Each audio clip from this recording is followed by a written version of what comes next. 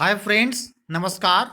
आप सभी लोगों का स्वागत है चैनल इजी लर्निंग क्लासेस में। देखिए, लेके आए टॉपिक है social science SST MCQ series number first. ये देखिए, खासकर आपका इम्पोर्टेंट ये CTET, JTET, STET, UPTET and कहीं भी टीचर का अगर एग्जामिनेशन हो आपका 6 to 8 का एसएसटी का, तो आपको बहुत ज़्यादा क्या होगा, हेल्पफुल साबित होगा। इसका चाहते हैं कि ये टॉप 30 क्वेश्चन जो है आपके सामने हम आज लेके आए हैं। टॉप 30 क्वेश्चन जो कि आपको बहुत ज़्यादा फायदा होने वाला है। इसका वीडियो को आप लास्ट तक अवश्य देखें, इसके बारे में डिटेल समझाएंगे। जितनी भी क्वेश्चन है पूरा डीपली में क्वेश्चन हम लेके आए हैं। 30 क्वेश्चन बहुत ज़्यादा मेहनत करके लाए हैं आपके पास दोस्तों। इसी कारण चाहते हैं वीडियो को लास्ट तक देखें और एक बार एक मेरा बार लाइक अवश्य कर दें और अधिक से अधिक इसको शेयर कर दें फटाफट, ताकि क्या है और भी लोगों को एसएसटी का क्वेश्चन जो है टॉप 30 क्वेश्चन बहुत डीपली, अगर डीपली पढ़िएगा तो आपको सीटेट सीटेट को तो क्वेश्चन पकड़ाएगा, साथ ही साथ एसएससी, रेलवे, बैंकिंग और भी जहाँ पे एसएसटी से क्वेश्चन आते हैं वो भी आपको क्या होगा, बहुत आसान तरीके से इसको आप क्लियर कर पाएंगे। आइए देखिए, स्टार्ट करते हैं। नंबर फर्स्ट क्वेश्चन पे हम आते हैं, जो कि most important question number first question है। बिल्कुल ध्यान से समझना है इसके बारे में और अपने आप को पूरा मजबूत करना है। देखिए, कहता है फर्स्ट क्वेश्चन है कि पांडुलिपियों के संदर्भ में निम्नलिखित में से कौन सा कथन असत्य है, मतलब कौन सा कथन क्या है, गलत है। कि ऑप्शन का था, ऑप्शन में देखिए समझिएगा। प्राचीन समय में पुस्तकों को हाथ से लिखा जाता था, जिस कारण उन्हें पांडुलिपि कहा जाता था, ऑप्शन ए। ऑप्शन बी है पांडुलिपियों मंदिरों तथा विहारों से प्राप्त होती है। ऑप्शन सी, सामान्यतः पांडुलिपियों ताड़पत्रों अथवा हिमालय क्षेत्र में उगने वाले भूर्ज नामक पेड़ की छाल से भोजपत्र पर लिखी जाती थी। ऑप्शन नंबर डी, पांडुलिपियां हिंदी भाषा में लिखी मिलती है। देखिए, 4 ऑप्शन है। खासकर सीटेट में, जेटेट में जो है आपको क्वेश्चन बहुत डीपली पूछेगा। जो लोग सीटेट के स्टूडेंट्स हैं, एस्पायरेंट्स हैं, कैंडिडेट्स हैं, उनका एग्जाम 31 जनवरी 2021 को होने वाला है। तो अभी से आप एसएसटी में लग जाए। जिनका एसएसटी कोर्स है 60 मार्क्स का पूछेगा, वो ध्यान दीजिएगा। सबसे पहले पूछेगा आपको, देखिए, हिस्ट्री से, ज्योग्राफी से, पॉलिटिकल से, इकोनॉमिक्स से और कुछ सामाजिक विज्ञान एनसीएफ के बारे में किस टाइप का थॉट है। तो जो भी क्वेश्चन इसमें है बहुत डीपली गहन अध्ययन करने का कहता है। तो हर तरीके से लगभग 15 से 20 सेट लाने वाले हैं एसएसटी सीरीज का, ताकि आपको हर क्वेश्चन जो है वहां तक प्रिपरेशन बढ़िया तरीके से हो जाए। इसी का चाहते हैं लाइक करके अधिक से अधिक इसको शेयर करें और वीडियो को लास्ट तक अवश्य देखें, ताकि आपको हर क्वेश्चन आप बढ़िया से बना सके एसएसटी का। लगभग 40 से 45 जो है क्लिक सही करके आए, ताकि आप 6 to 8 क्वालिफाई कर सके बहुत ही आसान तरीके से एसएसटी सोशल साइंस, जो कि 60 नंबर के पूछे जाते हैं। साथ ही साथ सीडीपी के भी क्वेश्चन करवाएंगे आपको हम, जो कि 30 मार्क्स का आता है। 1 to 5 में भी काम देगा और 6 to 8 में भी काम देगा।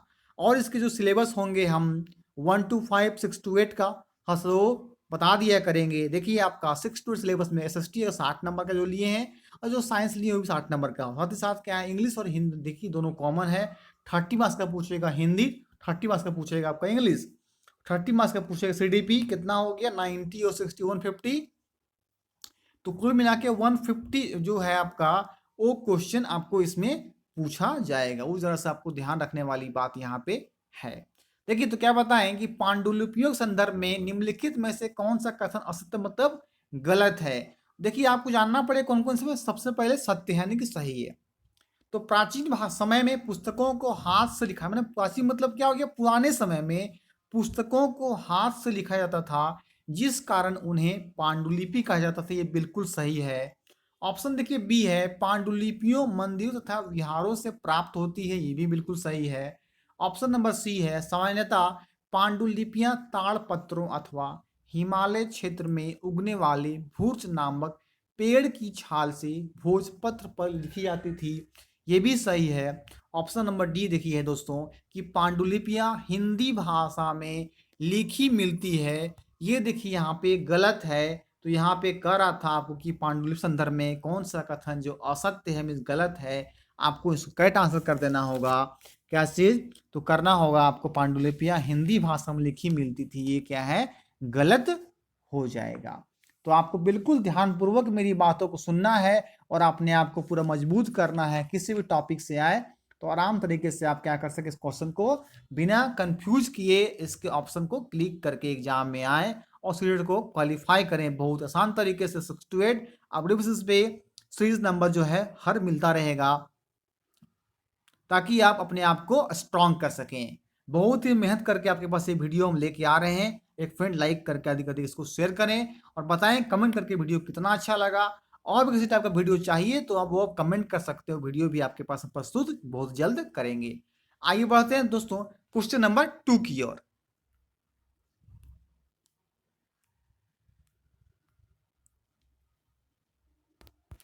क्वेश्चन नंबर 2 कहता है, जिस रहस्य विद्या का ज्ञान गुरु के समीप बैठकर प्राप्त किया जाता है उसे कहते हैं। उसे क्या कहा जाता है? जिस रहस्य का विद्या का ज्ञान जो है गुरु के समीप मतलब गुरु के सामने बैठकर प्राप्त होता है उसे क्या कहते हैं? ऑप्शन ए है उपशास्त्र, ऑप्शन बी है उपविद्या, ऑप्शन सी है उपपरिधि एंड ऑप्शन डी है उपनिषद। तो दोस्तों उसे क्या कहा जाता है? वो रहस्य विद्या ज्ञान गुरु के समीप मतलब गुरु के पास बैठकर प्राप्त होता है, ज्ञान मिलता है गुरु के सामने, उसे क्या कहते हैं?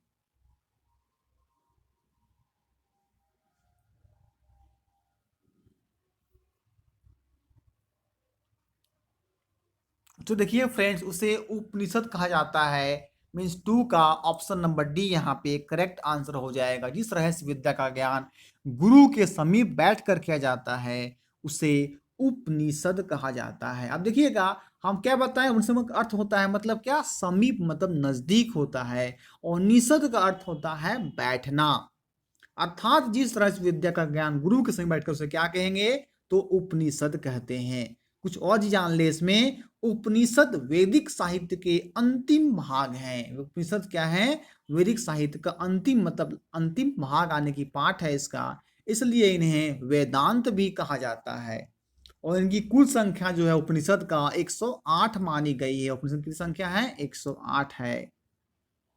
अब देखिए भारत का राष्ट्रीय आदर्श वाक्य क्या है? परीक्षा पूछ सकता है कि भारत का राष्ट्रीय आदर्श वाक्य क्या है, तो कहना होगा सत्यमेव जयते भारत का राष्ट्रीय आदर्श वाक्य है, और जो कि मुंडकोपनिषद से लिया गया है, सत्यमेव जयते। इतना तो जानकारी आपको मिल जाता है क्वेश्चन नंबर 2 से। आइए फ्रेंड्स पढ़ते हैं क्वेश्चन नंबर 3 की ओर।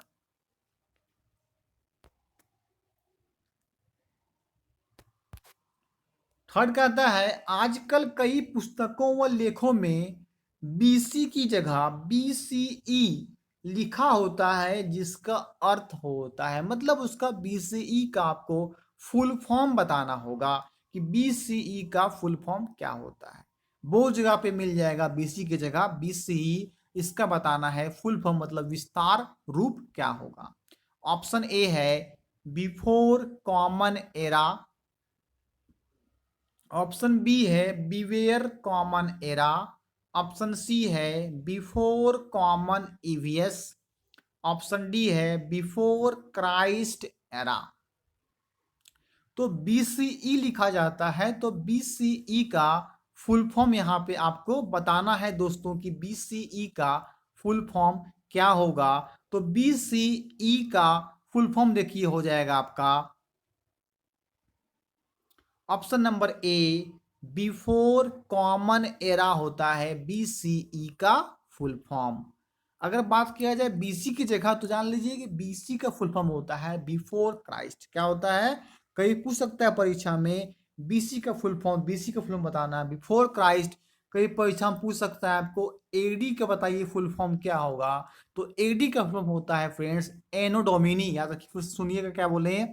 एडी का हो जाएगा फुल फॉर्म एनो डोमिनी, और बीसी का फुल फॉर्म हो जाएगा बिफोर क्राइस्ट, और बीसीई का फुल फॉर्म क्या हो जाएगा? Before common era. आइए दोस्तों बढ़ते हैं क्वेश्चन नंबर 4 की ओर। अगर कहीं भी मिल अगर दिखाई पड़ जाए आपको सीई, तो सीई का समझना है कॉमन एरा, इसी कारण बीसी का मतलब हो गया बिफोर कॉमन एरा। अगर कहीं मिल जाए आपको बीपी का फुल फॉर्म क्या होगा, बीपी का फुल फॉर्म करना होगा आपको बिफोर प्रेजेंट करना होगा बीपी का फुल फॉर्म। आइए फ्रेंड बढ़ते हैं क्वेश्चन नंबर 4 की ओर।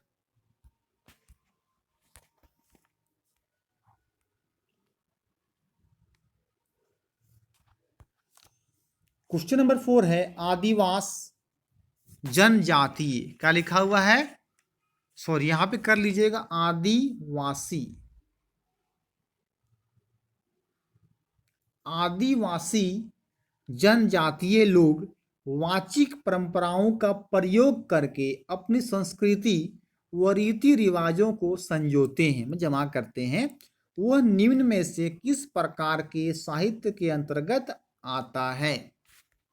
आदिवासी लोग मतलब जनजातीय लोग जो हैं, लोग वाचित परंपराओं का प्रयोग करके अपनी संस्कृति व रीति रिवाजों को संजोते हैं, निम्न में से किस प्रकार के साहित्य के अंतर्गत आता है। बिल्कुल, जब क्वेश्चन इतना लंबा है ना, तो आपको ध्यान से पहले क्वेश्चन को समझना है कि आदिवासी लोग रीति रिवाज को, परंपरा का ट्रेडिशन जो है, किस तरीके साहित्य के अंतर्गत उसको लेने का काम करते हैं। ऑप्शन ए वैदिक साहित्य, ऑप्शन बी प्राचीन साहित्य, ऑप्शन सी गल्प साहित्य, ऑप्शन डी सांस्कृतिक साहित्य। बताइए इसका सही उत्तर क्या होगा।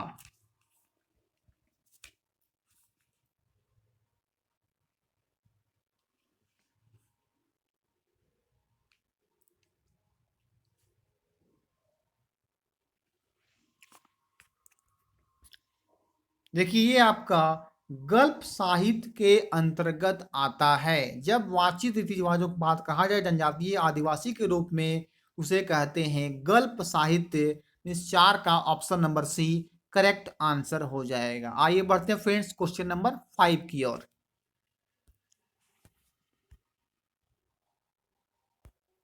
बहुत इंपॉर्टेंट क्वेश्चन देखिए आपका 5 आया है, कर लीजिएगा इसको आप लोग भी आई कर लीजिएगा क्वेश्चन नंबर 5 को। अशोक के अभिलेखों की खोज सर्वप्रथम किसने की। सबसे पहले अशोक के अभिलेख को जो है किसने खोजा, खोजने का काम जो है किसके द्वारा किया गया है। ऑप्शन देखिए ए है आपका जेम्स प्रिंसेप, ऑप्शन बी पादरपी फैंथलर, ऑप्शन सी विलियम जोन्स और ऑप्शन डी चार्ल्स विल्किंस। बताइएगा अशोक के अभिलेख की खोज किसने की थी।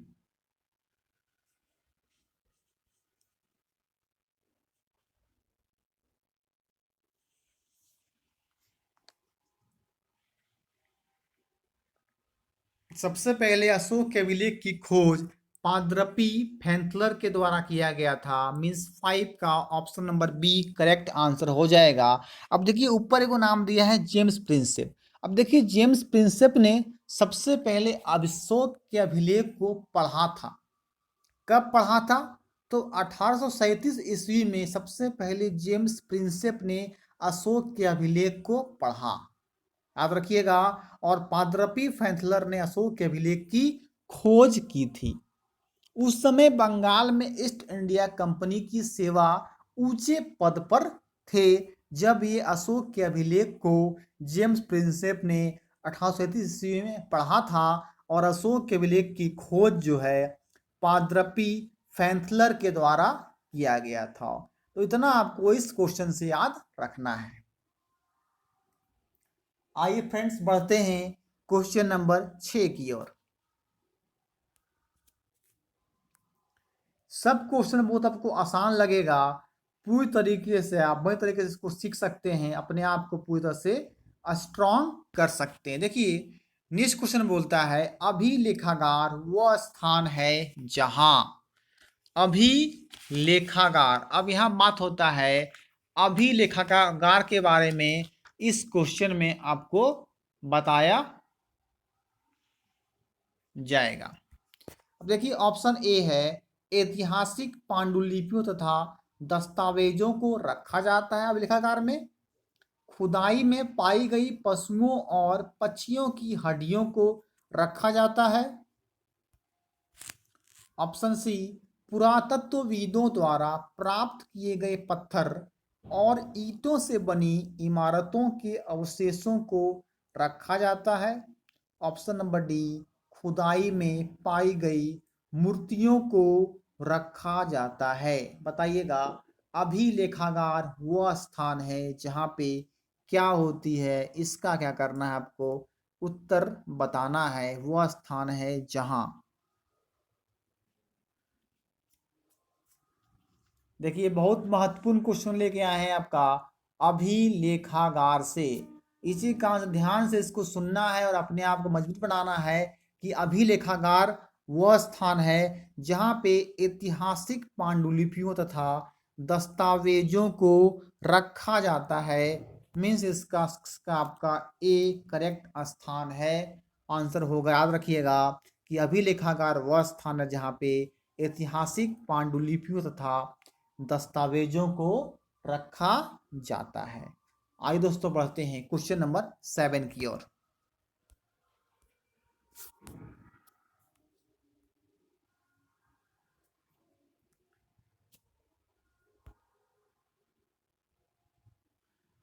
क्वेश्चन नंबर 7 कहता है, सौरमंडल के संबंध में निम्नलिखित में से कौन सा कथन सत्य नहीं है। बताना है सौरमंडल में कौन सा कथन जो है वो आपका सत्य नहीं है, मतलब कि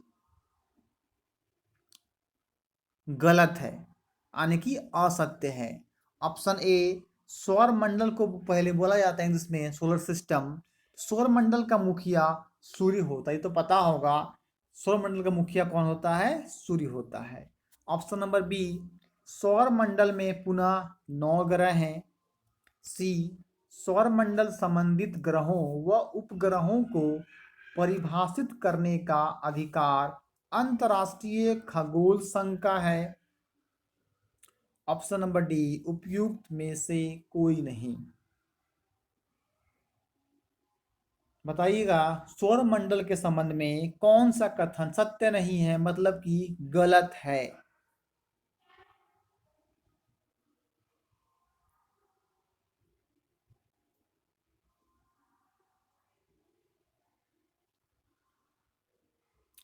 तो सौरमंडल में संबंधित ग्रहों उपग्रहों को स्पष्ट करने का अधिकार अंतरराष्ट्रीय खगोल संघ का, ये भी सही है।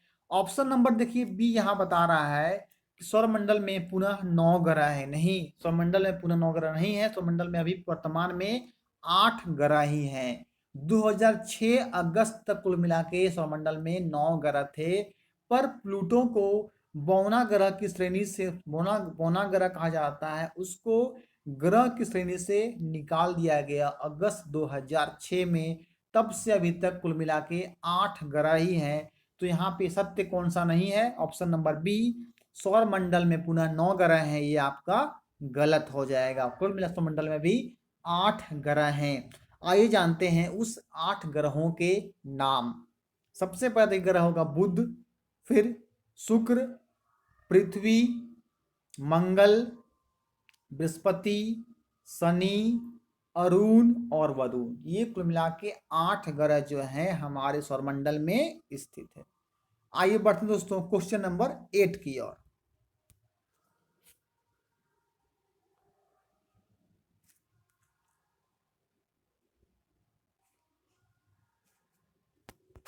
क्वेश्चन नंबर 8 कहता है, सूर्य से दूरी के आधार पर ग्रहों का सही क्रम है।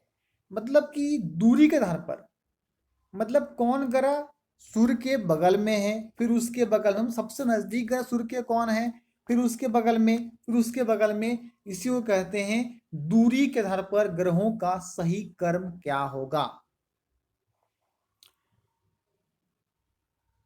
देखिए यहाँ पे अकॉर्डिंग टू ऑप्शन ध्यान दीजिएगा आप। ऑप्शन ए है बुध, पृथ्वी, शुक्र, बृहस्पति। देखिए बुध को कहा जाता है इंग्लिश में, आपको कहा जाता है वेनस, पृथ्वी को कहा जाता है अर्थ, सूर्य को कहा जाता है मरकरी और बृहस्पति को कहा जाता है जुपिटर। ऑप्शन बी है बुध, शुक्र, पृथ्वी, बृहस्पति। ऑप्शन सी है शुक्र, बुध, पृथ्वी, बृहस्पति। एंड ऑप्शन डी है शुक्र, पृथ्वी, बुध, बृहस्पति। दूरी के आधार पर ग्रहों का सही क्रम अकॉर्डिंग टू ऑप्शन क्या होगा।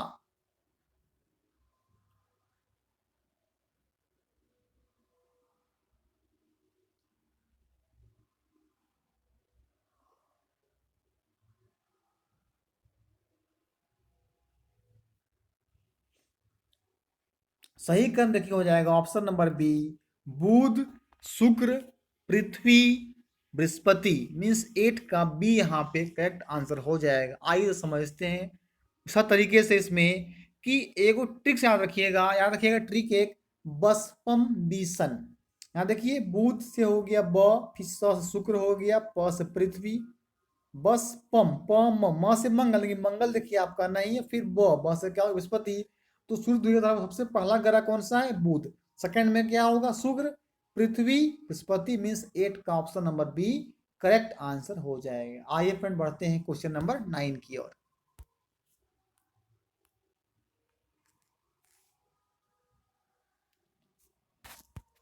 क्वेश्चन 9 का आता है दोस्तों, यदि गुजरात का मानक समय 72 डिग्री पूर्वी देशांतर को माना जाए। ये सब देखिए क्वेश्चन आपका सीटेट में बहुत बार पूछा करता है समय के अनुसार। ये पका हुआ आम जैसा क्वेश्चन है क्वेश्चन नंबर 9। यदि गुजरात का मानक समय 72 डिग्री पूर्वी देशांतर को माना जाए और सुबह के 7 बजे हो तो भारत के मानक समय पर कितना समय होगा।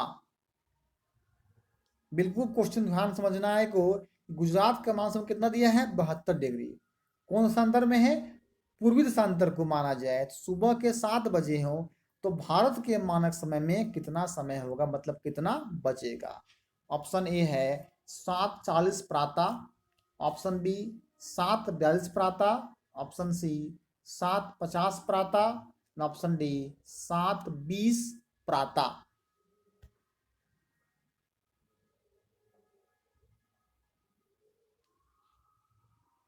अपने आप में कॉपी में टेस्ट भी चेक कर सकते हैं 30 या 60 के कितने क्वेश्चन को आप करेक्ट कर सकते हैं, ताकि आप आराम से सीटेट कुजेट को किसी भी टेट का प्रिपरेशन बहुत ही मजबूत तरीके से कर सके। बहुत स्ट्रॉन्ग क्वेश्चन लेके आए हैं, और भी जितने भी सीरीज लेके आएंगे 10-15 सीरीज, हम सब में आपका मजबूती से क्वेश्चन मिलेगा।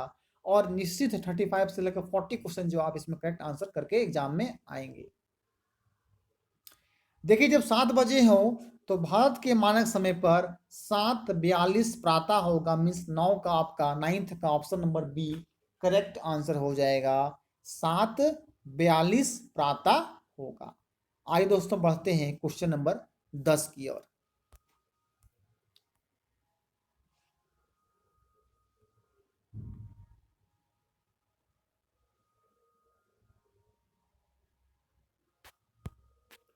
दस कहता है, अपने कक्षीय समतल पर पृथ्वी के अक्ष का झुकाव कोण क्या है।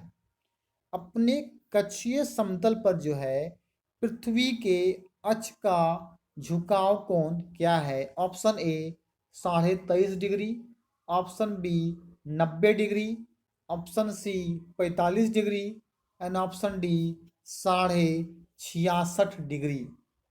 बताइएगा कक्षीय समतल पर पृथ्वी के अक्ष का झुकाव कोण क्या है।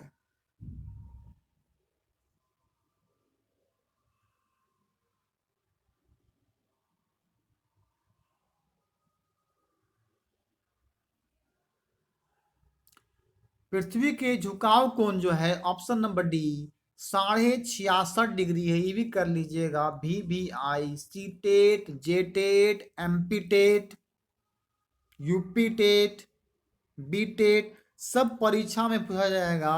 और साथ ही साथ जो नीचे वाले एग्जाम है एसएससी रेलवे बैंकिंग में भी ये क्वेश्चन पूछा सकता है कि अपने कक्षीय समतल पर पृथ्वी के अक्ष का झुकाव कोण कितना है। तो आपको करना होगा 66.5 डिग्री जो है झुकाव कोण है कक्षीय समतल पर पृथ्वी का अक्ष का।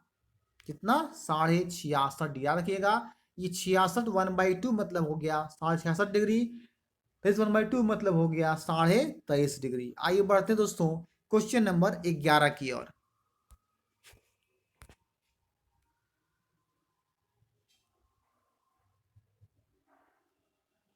क्वेश्चन नंबर 11 कहता है, निम्नलिखित कथनों में से कौन सा कथन असत्य है मीन्स गलत है। कथन क्या है, असत्य है मीन्स गलत है। ऑप्शन ए समय को मापने का सबसे अच्छा पृथ्वी, चंद्रमा एवं ग्रहों की गति है। ऑप्शन बी पृथ्वी पर किसी विशेष स्थान पर का सूर्य की स्थिति से परिकलित समय स्थानीय समय कहा जाता है। ऑप्शन सी, स्थानीय समय का अनुमान सूर्य के द्वारा बनने वाली परछाई से लगाया जा सकता है। एंड ऑप्शन डी, उपयुक्त में से कोई नहीं। बताइएगा कौन सा कथन जो है इसमें स्टेटमेंट आपका वो गलत है।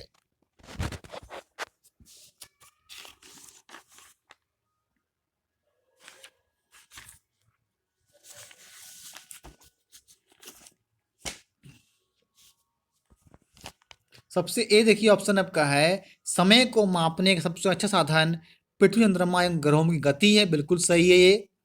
पृथ्वी पर किसी विशेष स्थान का सूर्य की स्थिति से परिकलित समय स्थानीय समय कहा जाता है। ये बिल्कुल सही है। ऑप्शन सी है, स्थानीय समय का अनुमान सूर्य के द्वारा बनने वाली परछाई से लगाया जा सकता है। ये बिल्कुल सही है। ऑप्शन डी है, उपयुक्त में से कोई नहीं। मतलब देखिए ए बी सी तीनों सही है। मतलब यहाँ कहा जाए कौन सा असत्य है, यहाँ पे जो हो जाएगा ऑप्शन नंबर डी जो है वो बिल्कुल हो जाएगा, उपयुक्त में से कोई नहीं। मतलब क्या है, आपका सब यहाँ पे सही हो जाएगा। Option number D correct answer हो जाएगा। तो ध्यान दीजिए, कभी कभी भी आपको एग्जामिनर फंसाने के लिए चाहेगा कि आपको कह देगा इनमें से उपयुक्त में से कोई नहीं।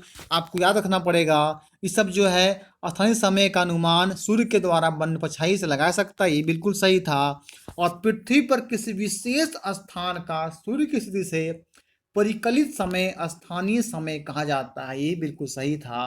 तो ऑप्शन नंबर डी जो है उपयुक्त में से कोई नहीं, ये आपका क्या है, कोई नहीं। मतलब क्या है, तीनों इसमें ए बी सी सही हो जाएगा। इसका आंसर हो जाएगा आपका option number D correct answer हो जाएगा। आइए बढ़ते हैं फ्रेंड्स क्वेश्चन नंबर 12 की ओर।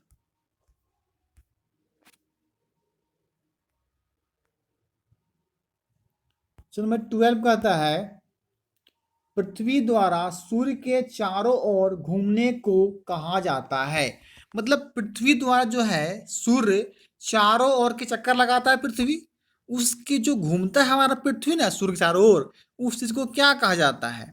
ऑप्शन ए, कक्षीय समतल। ऑप्शन बी, परिदीप्ति वृत्त।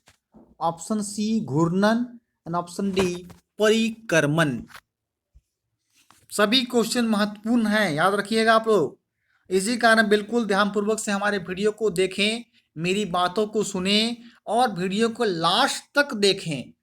इसमें टाइम दें आप 50 से लेकर 60 मिनट, 30 क्वेश्चन आपको डीपली से दिमाग में सेटअप आपका हो जाएगा। तो पृथ्वी जो है सूर्य के चारों चक्कर लगाता है। क्यों लगाता है कि पृथ्वी क्या एक ग्रह है और जितने भी ग्रह हैं वो सूर्य के चारों ओर चक्कर लगाने का काम भी करते हैं।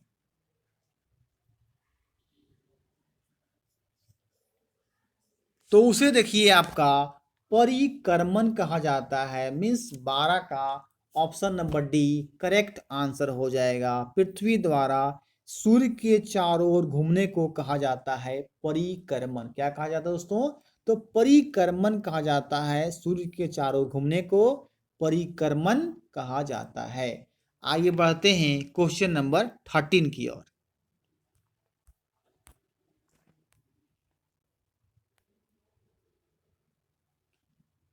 प्रश्न नंबर 13 कहता है, उत्तरी अयनांत कहा जाता है। मतलब उत्तरी अयनांत किसे कहा जाता है, कब कहा जाएगा। ऑप्शन ए, उत्तरी गोलार्ध 21 जून को लंबा दिन व रात छोटी होती है। ऑप्शन बी, उत्तरी गोलार्ध 23 मार्च को रात लंबी व दिन छोटा। ऑप्शन सी, उत्तरी गोलार्ध 21 सितंबर को दिन लंबा व रात भी लंबी। ऑप्शन डी, उत्तरी गोलार्ध 22 दिसंबर को दिन रात छोटी। बताइएगा उत्तरी अयनांत कहा जाता है, किसको कहा जाता है उत्तरी अयनांत।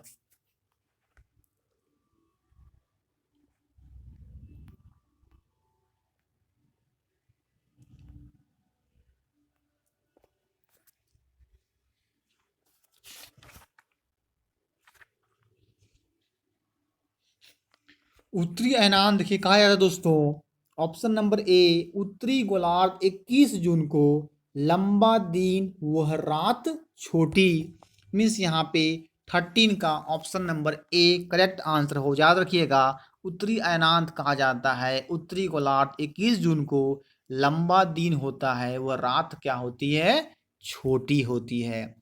आइए बढ़ते हैं क्वेश्चन नंबर 14 की ओर।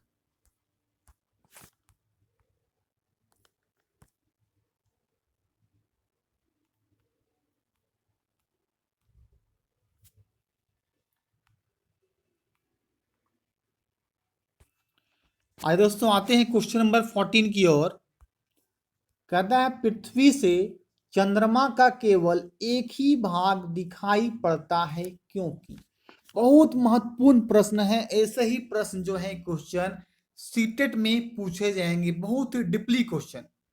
आपको बहुत ही स्ट्रांग होके जब एग्जाम देने जाना है सीटेट का 6 to 8 जो एसएसटी लिए हुए हैं, अगर वीडियो मेरा देख लेते हैं, जितना हम 15 से 20 सीरीज करवाएंगे इसका 30 क्वेश्चन का, तो आपको बहुत मैक्सिमम क्वेश्चन जो है मेरा वीडियो से पकड़ा जाएगा। इसी कारण से डेली बेसिस पे हमारा सीरीज को देखें और लास्ट तक देखें और डीपी नॉलेज को प्राप्त करने का कोशिश करें।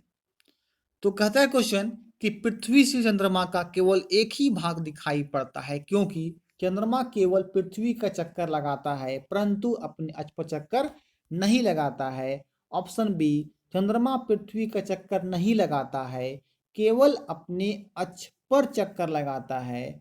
ऑप्शन सी, चंद्रमा अपने अक्ष पर एक चक्कर पूरा करने से कहीं अधिक समय पृथ्वी का चक्कर पूरा करने में लेता है। And option last D option है, चंद्रमा पृथ्वी का एक चक्कर पूरा करने में जितना समय लेता है उतना ही समय अपने अक्ष पर एक चक्कर पूरा करने में लेता है। फिर समझिएगा, कहता है पृथ्वी से चंद्रमा का केवल एक ही भाग दिखाई पड़ेगा। देखिए जब पृथ्वी से देखिएगा ना, हम लोग कहाँ रहते हैं, मनुष्य जो है वो पृथ्वी पृथ्वी का एक ग्रह है। कुल मिला के 8 ग्रह में कहा जाए कि मनुष्य निवास स्थान कहाँ पे करते हैं, किस ग्रह में, तो कहा जाएगा कि पृथ्वी ग्रह में मनुष्य जो है निवास स्थान करते हैं। ठीक है, तो ये कहेगा कि पृथ्वी चंद्रमा का जब देखिएगा ना तो एक ही भाग दिखाई पड़ता है। क्यों, इसका क्या रहा आपका कारण है? ऑप्शन ए देखिए ये होगा, कि ऑप्शन बी होगा, कि ऑप्शन आपका सी होगा, कि ऑप्शन आपका डी होगा। बताइएगा इसका सही उत्तर क्या है। देखिए उसका कारण ये है दोस्तों कि चंद्रमा पृथ्वी का एक चक्कर पूरा करने में जितना समय लेता है उतना ही समय अपने अक्ष पर एक चक्कर पूरा करने में लेता है। बहुत ही सिंपल देखिए इसका आंसर है, चंद्रमा पृथ्वी एक चक्कर पूरा कर जितना समय लेता है उतना ही समय क्या है, अपने अक्ष पर एक चक्कर पूरा करने में लेता है। मीन्स आपका जो है डी ऑप्शन यहाँ पे करेक्ट आंसर हो जाएगा दोस्तों। आपका 14 का जो है वो डी यहाँ पे याद रखिएगा, डी नंबर होगा। चंद्रमा पृथ्वी चक्कर पूरा करने जितना समय लेता है उतना ही समय अपने अक्ष पर एक चक्कर पूरा करने में लेता है। मतलब वाइस वर्सा है, जितना समय लगेगा पूरा एक चक्कर पूरा करने में उतना ही समय अपने अक्ष पर एक चक्कर पूरा करने में लेता है। इसी कारण से पृथ्वी चंद्रमा का केवल एक ही भाग दिखाई पड़ता है। तो याद रखिएगा, बहुत महत्वपूर्ण क्वेश्चन है ये। आइए बढ़ते हैं क्वेश्चन नंबर 15 की ओर।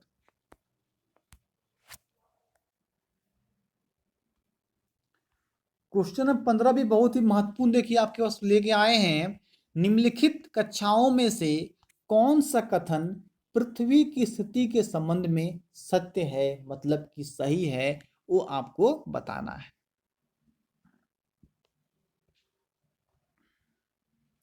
पृथ्वी का अक्ष एक वास्तविक रेखा है, काल्पनिक लाइन है, जो इसके कक्षीय समतल से 66.5 डिग्री का कोण बनाती है। ऑप्शन बी सुनिएगा, पृथ्वी का अक्ष एक वास्तविक रेखा है जो इसके कक्षीय समतल से 23.5 डिग्री का कोण बनाती है। ऑप्शन सी है, पृथ्वी का अक्ष एक काल्पनिक रेखा है जो इसके कक्षीय समतल से 66.5 डिग्री का कोण बनाती है। एंड ऑप्शन डी है पृथ्वी का अक्ष एक काल्पनिक रेखा है जो इसके कक्षीय समतल से 23.5 डिग्री का कोण बनाती है।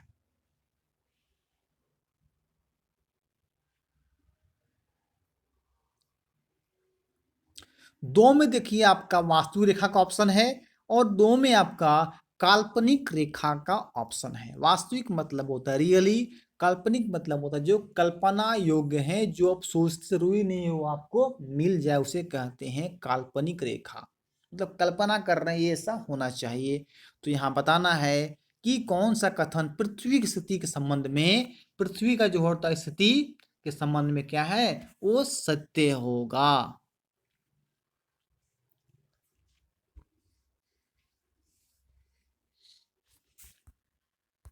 देखिए यहाँ पे सही आंसर हो जाएगा ऑप्शन नंबर सी हो जाएगा कि पृथ्वी का अक्ष एक काल्पनिक रेखा है। कैसा रेखा है, तो आपका रखिएगा कि पृथ्वी का अक्ष एक काल्पनिक रेखा है जो इसके कक्षीय समतल से 66.5 डिग्री का कोण बनाती है। कितना कोण बनाती है पूरे दोस्तों, तो 66.5 डिग्री का कोण बनाती है। पृथ्वी का अक्ष कैसा, एक काल्पनिक रेखा है जो इसके कक्षीय समतल से कितना बनाती है, तो 66.5 डिग्री का कोण बनाती है।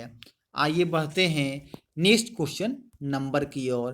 क्वेश्चन नंबर आपका 16 की ओर बढ़ते हैं। समझ में आ गया होगा कि पृथ्वी एक काल्पनिक रेखा है, कितना बनाती समतल, तो 66.5 डिग्री का कोण बनाती है। याद रखिएगा, सब बहुत ही महत्वपूर्ण प्रश्न हम आपके पास लेके आए हैं। आइए दोस्तों बढ़ते हैं अब क्वेश्चन आई को जानेंगे जरा पृथ्वी के बारे में। हम लोग का पृथ्वी जो है सूर्य का चक्कर कब लगाता है, देखिए वो लगाता है 365 दिन और लगाता है 5 घंटे 48 मिनट 46 सेकंड। मतलब कह सकते हैं 365 दिन 6 घंटा का समय लगता है जो कि पृथ्वी पूरा सूर्य का चक्कर लगाती है। आप लोग को पता होगा कि 4 वर्ष में एक बार लीप ईयर आता है। वो क्यों आता है लीप वर्ष, क्योंकि पृथ्वी जो है सूर्य का चक्कर 365 दिन 6 घंटा में लगाती है। फिर 365 दिन 6 घंटा, 365 दिन 6 घंटा। अब अगला जो आएगा ना वो हो जाएगा आपका 366 दिन का हो जाएगा। अभी जो वर्तमान 2020 चल रहा है वो आपका लीप ईयर का वर्ष है। फिर 2024 होगा आपका लीप ईयर जो कि फरवरी 29 दिन का महीना होता है। जानकारी मिल जाती है आपको क्वेश्चन नंबर 15 से। आइए दोस्तों बढ़ते हैं क्वेश्चन नंबर 16 की ओर।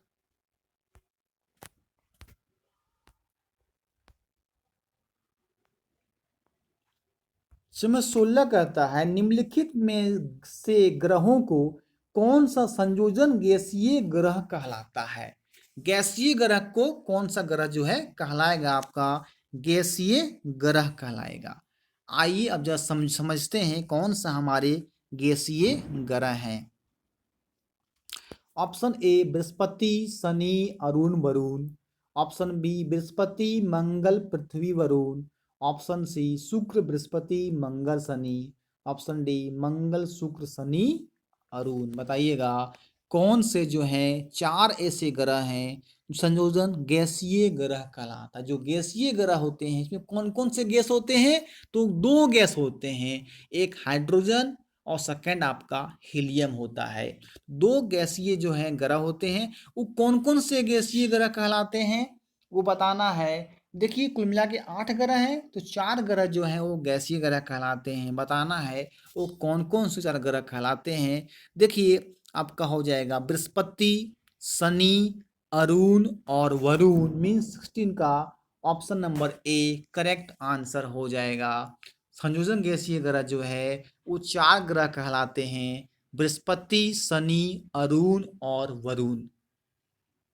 क्योंकि सूर्य से देखा जाए तो 5वें 6ठे 7वें 8वें नंबर पर ये 4 ग्रह स्थित हैं। उसके पहले क्या क्या हो जाएंगे, तो बुध शुक्र मंगल, बुध शुक्र पृथ्वी और मंगल 4 ग्रह जो है उसके पहले थे, और ये बृहस्पति, शनि, अरुण, वरुण जो है ये गैसीय ग्रह कहलाता है। आइए दोस्तों बढ़ते हैं क्वेश्चन नंबर 17 की ओर।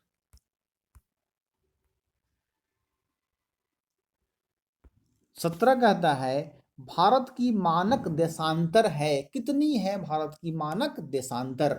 ऑप्शन ए 82 डिग्री पूर्व देशांतर, ऑप्शन बी 83 डिग्री 30 मिनट पूर्व देशांतर, ऑप्शन सी 82 डिग्री 30 मिनट पूर्व देशांतर, और ऑप्शन डी 82 डिग्री 50 मिनट पूर्व देशांतर। बताना है भारत की मानक देशांतर जो है वो कितनी है।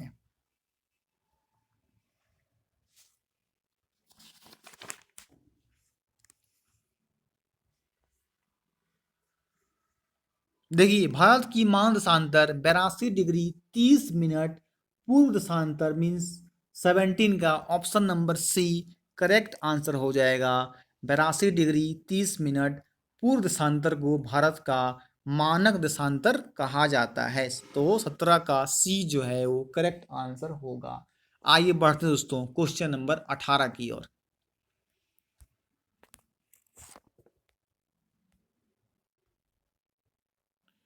18 कहता है प्रदीप्ति वृत्त है किसे कहेंगे? ऐसा ही क्वेश्चन पूछेगा आप स्टेट में जेट में, ताकि आप कंफ्यूजन करें। आपके क्वेश्चन बहुत लॉन्ग हो जाएंगे, ऑप्शन बहुत लॉन्ग हो जाएंगे, कंफ्यूजिंग नहीं करना है, डिटेल से पढ़ा देंगे आपको।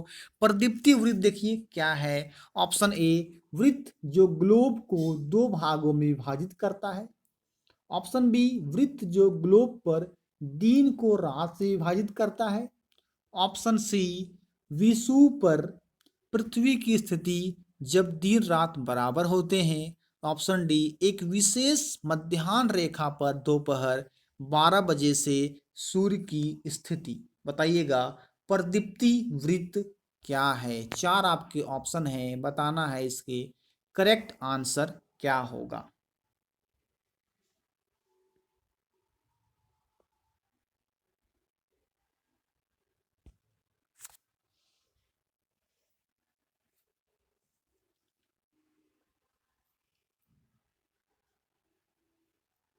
देखिए प्रदीप्ति वृत्त कहा जाता है वृत्त जो ग्लोब पर दिन को रात से विभाजित करता है, मतलब दोनों को डिवाइड क्या करता है, भागों में बांट देता है, उसी को प्रदीप्ति वृत्त कहा जाता है। मतलब वैसा वृत्त जो ग्लोब ग्लोब देखिए पूरा मैप दिखाया जाता है, ग्लोब पर दिन को रात से क्या किया जाता है, विभाजित किया जाता है, मतलब उस पर बांट दिया जाता है, उसे ही प्रदीप्ति वृत्त कहा जाता है। याद रखिएगा प्रदीप्ति वृत्त जो है वृत्त जो ग्लोब पर दिन को रात से विभाजित करता है।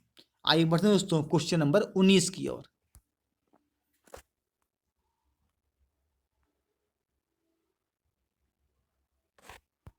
19 है बिग बियर एक उदाहरण है। बिग बियर एक उदाहरण है। ऑप्शन ए आकाशगंगा, ऑप्शन बी नक्षत्र मंडल, ऑप्शन सी तारा, option D Galaxy.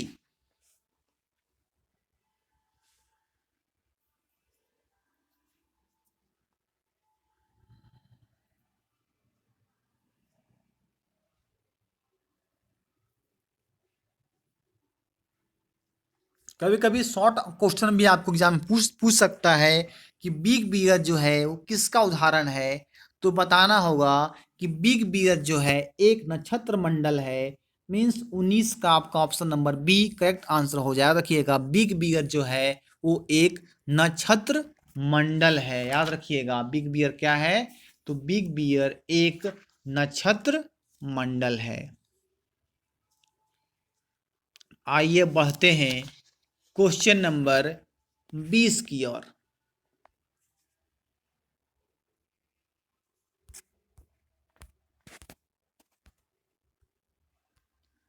Question number 20 आते दोस्तों, कहता है पश्मीना क्या है?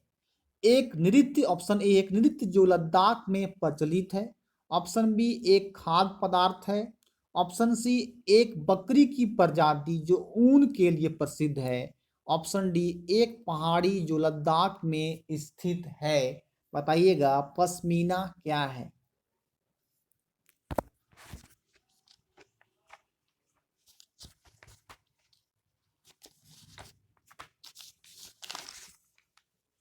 देखिए, पश्मीना जो है एक बकरी की प्रजाति है जो ऊन के लिए प्रसिद्ध है। किसके लिए प्रसिद्ध होते प्रसिद्ध है पश्मीना?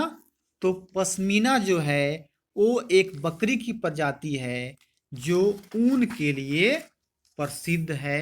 तो इसको आपको याद रखने वाला बहुत जरूरी है। पश्मीना जो है क्या एक बकरी है जो ऊन के लिए प्रसिद्ध है। आइए बढ़ते हैं क्वेश्चन नंबर 21 की ओर।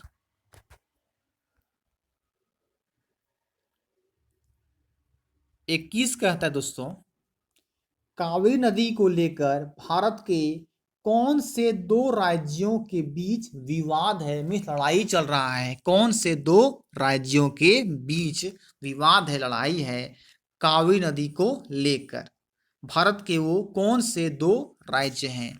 ऑप्शन ए कर्नाटक व आंध्र प्रदेश, ऑप्शन बी कर्नाटक व तमिलनाडु, ऑप्शन सी तमिलनाडु व Kerala, and option D Tamil Nadu व आंध्र प्रदेश।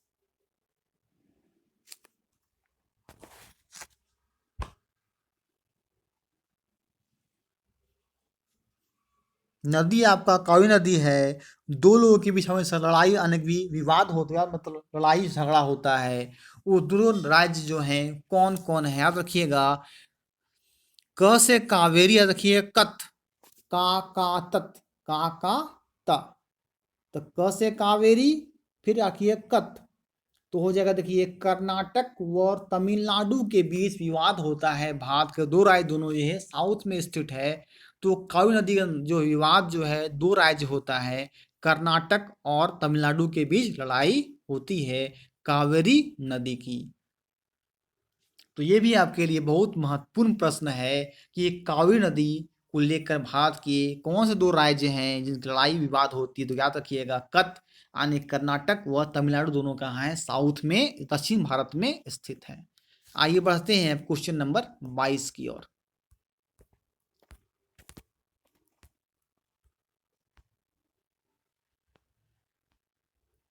नंबर 22 का था दोस्तों, संविधान के किस अनुच्छेद में पंचायत को संवैधानिक दर्जा दिया गया है? पंचायत को संवैधानिक दर्जा दिया गया है। ऑप्शन ए अनुच्छेद 40, ऑप्शन बी अनुच्छेद 243, ऑप्शन सी अनुच्छेद 244, ऑप्शन डी अनुच्छेद 245। बताइएगा किस अनुच्छेद में पंचायत को संवैधानिक दर्जा दिया गया है?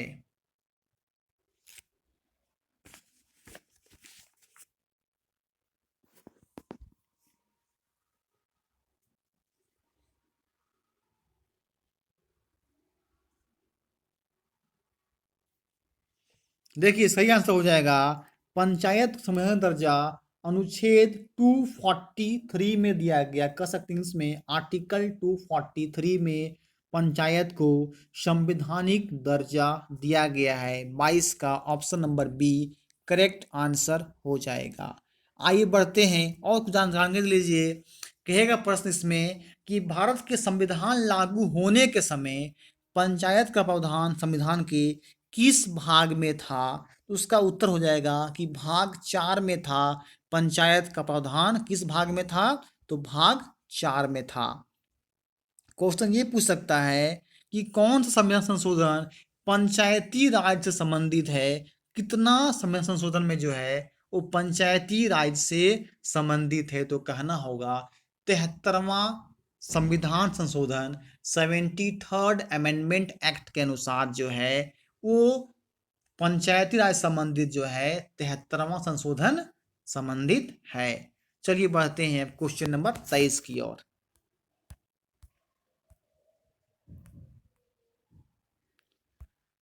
23 कहता है निम्नलिखित में से कौन सा कार्य राज्य सरकार का है? मतलब सरकार कौन सा कार्य कर सकती है? ऑप्शन ए नई दिल्ली और वास्को डिगामा के बीच गाड़ी चलाना। ये काम राज्य सरकार नहीं कर सकती है कि नई दिल्ली और वास्को डिगामा के बीच गाड़ी चला लें। ऑप्शन बी ₹100 के नोट का नया डिजाइन लागू करना। ये भी सरकार का होता है, आपका केंद्र सरकार का होता है। केंद्र सरकार का होता है ₹100 का डिजाइन करना।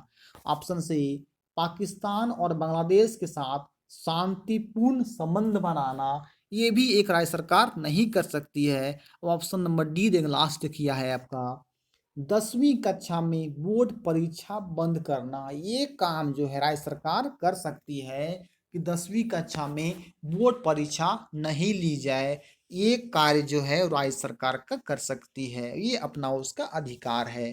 तो यहाँ पे क्या हो जाएगा, 23 का option number D correct answer हो जाएगा कि 10वीं कक्षा में बोर्ड परीक्षा बंद करना, ये अधिकार जो सरकार का वो राज्य सरकार का है।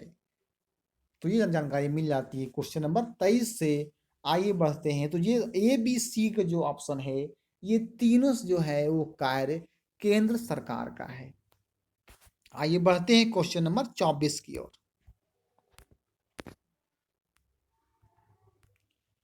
क्वेश्चन नंबर 24 का था, लोकतंत्र में संचार माध्यम एक महत्वपूर्ण भूमिका निभाते हैं। कौन निभाते हैं? लोकतंत्र।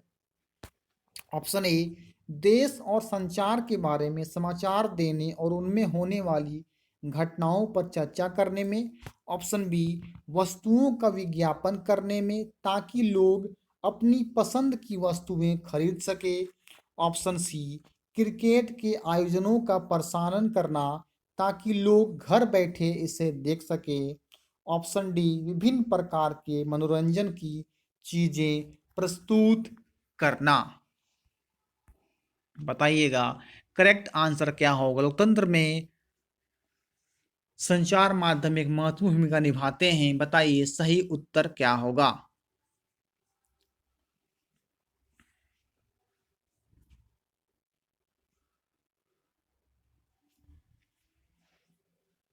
महत्वपूर्ण भूमिका निभाते हैं, इसका सही उत्तर हो जाएगा कि देश और संचार के बारे में समाचार देने और उनमें होने वाली घटनाओं पर चर्चा करने में। मीन्स 24 का option number A correct answer हो जाएगा। याद रखिएगा, लोकतंत्र में संचार माध्यम जो है वो देश और संचार के बारे में समाचार देने और उनमें होने वाली घटनाओं पर चर्चा करने में होती है, बहुत महत्वपूर्ण भूमिका निभाता है, निभाया जाता है। आइए बढ़ते हैं क्वेश्चन नंबर 25 की ओर।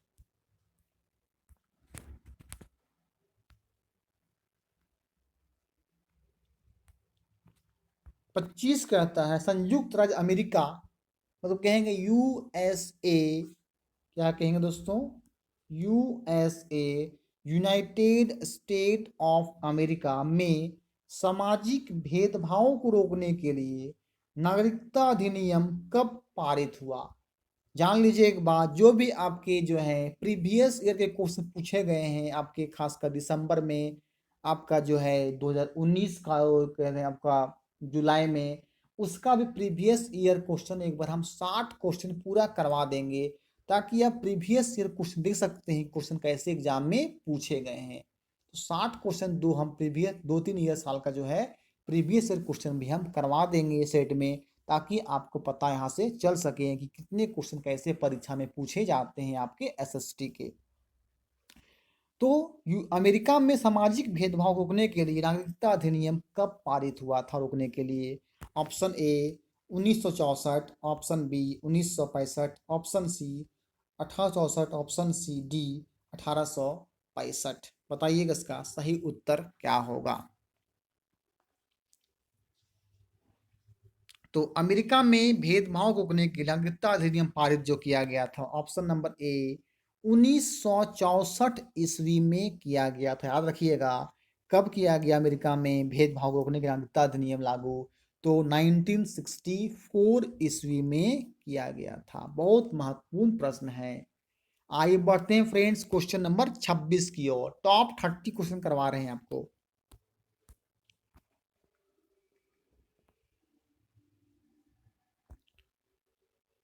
26 कहता है, महिला सशक्तिकरण से तात्पर्य है, वुमेन एम्पावरमेंट कर सकते हैं। महिला सशक्तिकरण मतलब रहना, क्या रहना उसको? एकजुट रहना।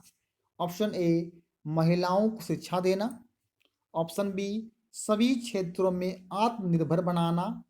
ऑप्शन सी, महिलाओं को अधिक अधिकार देना। ऑप्शन डी, महिलाओं को अधिक समानता का जीवन देना। बताइएगा महिला सशक्तिकरण का तात्पर्य क्या है?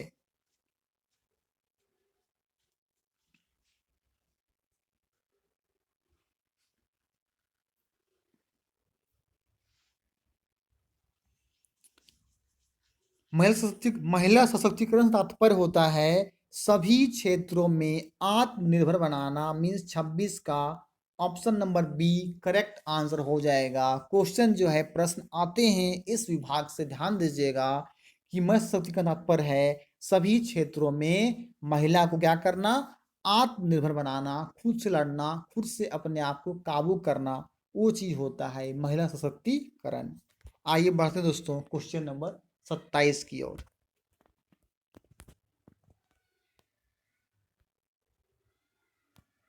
27 कहता है भारत में सर्वप्रथम सबसे पहले सोने के सिक्के किसने जारी किए। पूछ सकता है, बहुत ही महत्वपूर्ण प्रश्न है कि भारत में सर्वप्रथम सबसे पहले सोने के सिक्के किसने जारी किए। ऑप्शन ए गुप्त शासकों, ऑप्शन बी राजपूतों, ऑप्शन सी सातवाहनों, और ऑप्शन डी कुषाणों।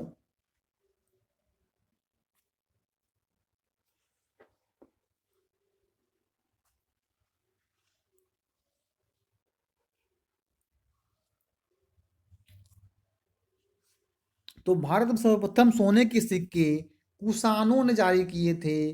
27 का आपका ऑप्शन नंबर डी जो है यहाँ पे करेक्ट आंसर हो जाए। सबसे पहले जो है कुषाणों ने सर्वप्रथम सोने के सिक्के जारी किए थे। तो ये चीज को आपको याद रखना बहुत जरूरी है। आइए बढ़ते दोस्तों क्वेश्चन नंबर 28 की ओर।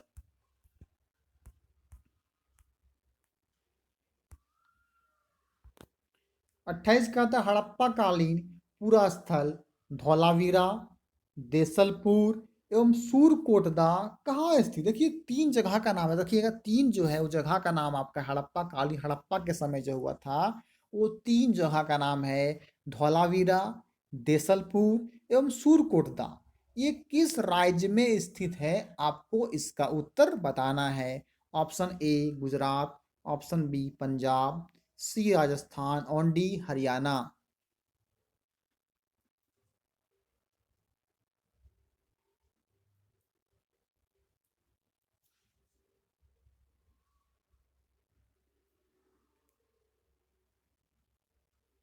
देखिए आपका धौलावीरा, जसलपुर एवं सुरकोटदा तीनों आपका गुजरात राज्य में स्थित है। और गुजरात की राजधानी जो है आपका अहमदाबाद है। और यहीं पे क्या है, स्टेचू ऑफ यूनिटी वर्ल्ड का सबसे अधिक ऊंचाई वाला जो है स्टेचू बनाया गया है, जो कि सरदार वल्लभ भाई पटेल का जो है 31 अक्टूबर को जन्म है, उसी के अवसर पर इसे बनाया गया था। उसका नाम रखा गया है स्टेचू ऑफ यूनिटी। ये वर्ल्ड का सबसे बड़ी जो है मूर्ति स्थापित की गई। आइए बढ़ते हैं दोस्तों क्वेश्चन नंबर 29 की ओर।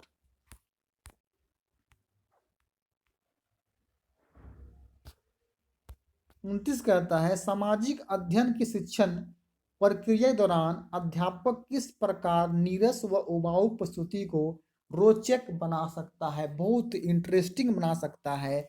ऑप्शन ए कठिन शिक्षण सूत्र अपनाकर, ऑप्शन बी नीरस अवधारणाओं की विस्तृत व्याख्या देकर, ऑप्शन सी लघु परीक्षाओं की सहायता द्वारा, ऑप्शन डी वास्तविक जीवन के उदाहरणों से संबंधित करके बताना है इसका। सामाजिक अध्ययन में शिक्षण प्रक्रिया दौरान जब शिक्षण प्रक्रिया होती है तो अध्यापक को, टीचर्स को किस प्रकार नीरस व उबाऊ परिस्थिति को रोचक बना सकता है। इस मतलब क्या होता है, बहुत ही कम मने की उदास टाइप का होना, उब जाना, रोचक बना सकता है किस चीज को।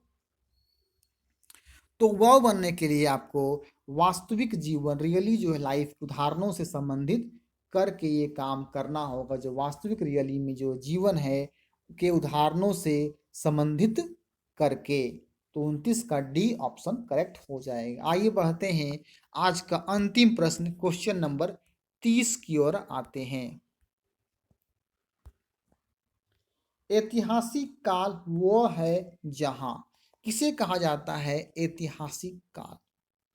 ऑप्शन ए अतीत के स्मृति शेष और शेष मिलते हैं, ऑप्शन बी उत्खनन के क्रियाकलाप होते हैं, ऑप्शन सी इतिहास प्रिय लोग जुटते हैं, ऑप्शन डी इतिहास लिखते हैं। देखिए ऐतिहासिक काल मतलब ये होता है ना हिस्टोरिकल इवेंट, मतलब जो बहुत पुराना बीत गया है अतीत काल में, उसके अब क्या देखते हैं, आप शेष को देखते हैं, क्या अवशेष था उसमें, किस चीज़ का योगदान किया गया था, उस चीज़ को देखने का प्रयास किया जाता है, उसी को कहा जाता है ऐतिहासिक काल। ऐतिहासिक काल क्या होता है? जहाँ के अतीत की स्मृति होता है, याद किया जाता है उसके शेष को और अवशेष मिलते हैं। मीन्स 30 का option number A correct answer हो जाएगा दोस्तों कि ऐतिहासिक काल वह काल होता है जहाँ पे अतीत के जो है स्मृति शेष और अवशेष मिलते हैं। अगर वीडियो अच्छा लगा अभी तक लाइक नहीं किए, लाइक करके अधिक से अधिक शेयर करें और चैनल में फर्स्ट टाइम है तो हमारे चैनल को इजी लर्निंग क्लासेस को जल्द से जल्द सब्सक्राइब कर दें और बेल आइकन को प्रेस करें ताकि कोई वीडियो डाले सबसे पहले नोटिफिकेशन आपके पास पहुंच सके। और फिर हम नेक्स्ट डे आपके सीरीज नंबर 2 वीडियो लेके आएंगे। चैनल में बने रहिए और वीडियो को लगातार मेरा देखिए। और वीडियो देखना है आपको, जाइएगा हमारे प्लेलिस्ट में, बहुत सारा वीडियो आपको मिल जाएगा। और वीडियो चाहिए तो कमेंट बॉक्स में आप कमेंट अवश्य कीजिएगा, हम आने वाले दिनों में उसका भी वीडियो बनाया करेंगे। दोस्तों तो वीडियो को लास्ट तक वॉच करने के लिए आपको थैंक यू।